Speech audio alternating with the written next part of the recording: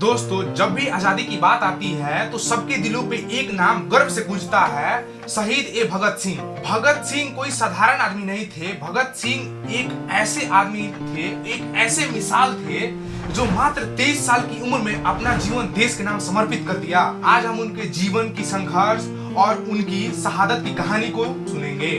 भगत सिंह का जन्म 28 सितंबर 1907 को पंजाब के बंगा गांव में हुआ था और उनका परिवार पहले से ही अंग्रेजों के खिलाफ आवाज उठाता था। घर के माहौल ने ही उनके अंदर से देश प्रेम की भावना को जागरूक कर दी थी। कहते हैं कि वो छोटे छोटे खेलों में भी तलवार और बंदूक बनाने की बात करते थे और कहते थे कि मैं देश को आजाद कर दूंगा। जब 1919 में जालियांवाला बाग हत्याकांड हुआ, जिसमें हजारों भारतीयों को गोली मार दी गई, तब सिर्फ भगत सिंह 12 साल के थे। लेकिन उस घटना ने उनके दिल में आग भर दी और उन्होंने उस जगह की मिट्टी अपने हाथों से अपने घर लाए और बोले कि ये हमें आजादी की याद दिलाएगी। भगत सिंह पढ़ाई में बहुत तेज थे। उन्होंने सिर्फ पढ़ाई में किताब नहीं पढ़ी थी, किताब की सब बातें पढ़ी थी। उन्होंने लेनिन, गांधी जी और भी भारतीय क्रांतिकारियों के बारे में भी पढ़ा था। वो मानते थे कि क्रांति सिर्फ बंदूकों से नहीं बल्कि विचारों से भी आती है। उनका सपना सिर्फ अंग्रेजों को भगाना नहीं था, बल्कि उनका सपना था एक विकसित भारत बनाना,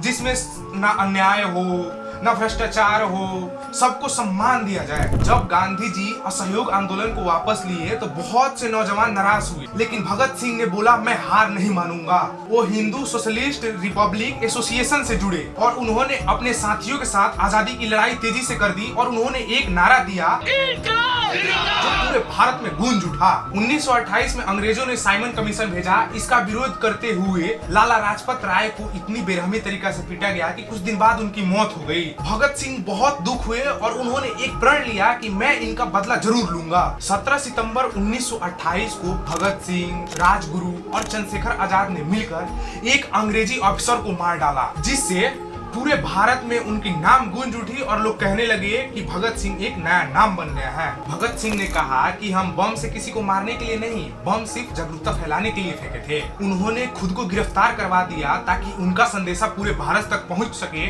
और उनका फिर से नारा गूंज उठा, इंकलाब जिंदाबाद। जेल में भगत सिंह कई लेख लिखे और उन्होंने कहा कि अगर इंसान को, समाज को बदलना है तो पहले खुद को बदलना होगा। वो कैदियों के अधिकार के लिए उन्होंने भूख हड़ताल पे भी बैठे थे। जब भगत सिंह की माँ उनसे मिलने जेल में आई तो भगत सिंह ने कहा, माँ मैं आपकी गोद में लौटूंगा, इसकी कोई गारंटी नहीं है, क्योंकि हमने जो काम किया है इसका सिर्फ सजाए फांसी तय होगी। 23 मार्च 1931 की रात्रि को भगत सिंह, राजगुरु और चंद्रशेखर आजाद को लाहौर की जेल में फांसी दे दी गई। फांसी पर जाते हुए उनके चेहरे पे मुस्कुराहट थी और उनके होठों पे एक आवाज गूंज रही थी, इंकलाब जिंदाबाद। भगत सिंह ने हमें सिखा दिया कि देश के लिए जीना और मरना ही नहीं बल्कि देश के लिए सोचना और बदलना भी जरूरी होता है। उनके शहादत ने हर नौजवान को प्रेरित किया और आज भी हम जब उनके बारे में बात करते हैं तो दिल में एक जोश सा उड़ जाता है। वो कहते थे कि तुम मुझे मार सकते हो लेकिन मेरे विचारों को नहीं, और आज सचमुच हम उनके दिलों में राज करते हैं और आज सचमुच वो हम सब के दिलों में राज करते हैं। दोस्तों, भगत सिंह ने हमें वो आजादी दिलाई जिसका बयां हम लोग शब्दों में नहीं कर सकते। सच्ची श्रद्धांजलि तभी होगी जब उनके सपनों का भारत बनेगा, जहाँ पे ना अन्याय हो, ना भ्रष्टाचार हो, ना कोई छुआछूत, ना कोई भावना भेद हो। आइए सब मिलकर बोले जय हिंद, वंदे मातरम, इंकलाब जिंदाबाद। ऐसे ही वीडियो के लिए हमारे इस पेज को फॉलो, सब्सक्राइब कर सकते हैं। चलिए मिलते हैं जल्दी नेक्स्ट वीडियो में, तब तक के लिए बाय। लेकिन उससे पहले जय हिंद, जय भारत, इंकलाब जिंदाबाद।